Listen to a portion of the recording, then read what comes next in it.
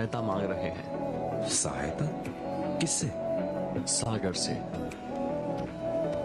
सागर भी हमसे मुंह मोड़ चुका है। लंका पहुंचने का कोई दूसरा रास्ता ढूंढना पड़ेगा। इतने कम समय में नाव बनाना। जो समय था लक्ष्मण, उसे खो दिया है मैंने। अपने पिता को खो दिया, अपना घर खो